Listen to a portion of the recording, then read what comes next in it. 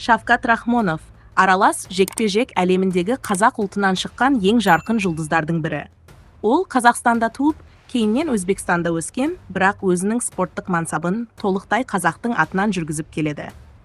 Қазіргі таңда UFC ұйымындағы ең қауіпті жартылай орта салмақтағы спортшылардың бірі ретінде танылған. Жекпе-жек статистикасы. 2025 жылдың шілде айына дейін Шавкат Рахмонов UFC ұйымында 6 жекпе-жек өткізді және барлығында жеңіске жетті. Оның жеңістері ерекше. Барлық қарсыласын мерзімінен бұрын нокаутпен немесе тұншықтыру арқылы жеңіп жүр. Бұл статистика UFC тарихында сирек кездесетін жетістік.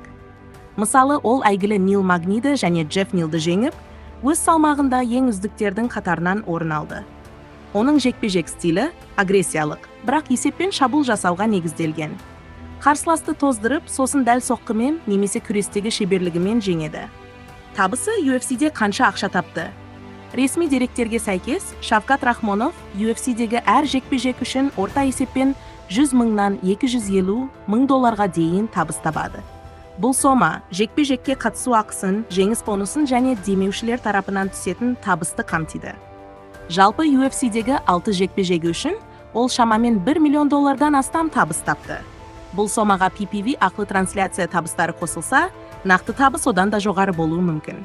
Сонымен қатар, ол Reebok, Crypto.com және Venom сияқты UFC серіктестері арқылы қосымша жарнамалық төлемдер алады. Шетелдік танымалдылығы. Шавкат Рахмонов шетелдік жанкүйерлер арасында да кеңінен танымал. Әсіресе Америка құрама штаттары, Бразилия және ресейлік MMA фанаттары оның техникасы мен жеңілмеген рекордына тәнті.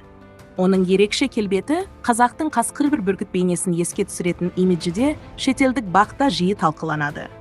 YouTube пен Reddit секілді платформаларда Шавкат is the real deal, he's the dark horse of welterweight, future champ деген пікірлер жиі айтылады. ESPN, MMA Junkie, Sherdog сияқты беделді спорт порталдары оның жекпе-жектеріне шолу жасап, алдағы уақытта чемпион атануы мүмкін екенін жиі жазуда. Оның Instagram парақшасында да шетелдік жазылушылар көп. Ол тек қазақ еліне ғана емес, бүкіл Азия үшін мақтанышқа айналды. Бір сөзбен айтқанда, Шавкат UFC-дегі құпия қару секілді, үнсіз келіп қарсыластарын сабырмен және дәлдікпен жеңіп жүрген боец. Қорытынды, Шавкат Рахмонов жай ғана мықты спортшы емес. Ол бүкіл қазақ халқының рухын, мінезін, күрескерлігін әлемге паш етіп жүрген тұлға. UFC-дегі жеңіліссіз сериясы, табысы мен танымалдығы оны келешекте чемпиондық белбеуге лайық басты үміткер етеді. Егер бәрі жақсы жалғаса, Шавкат алдағы 1-2 жекпе-жекте UFC чемпионы атануы әбден мүмкін.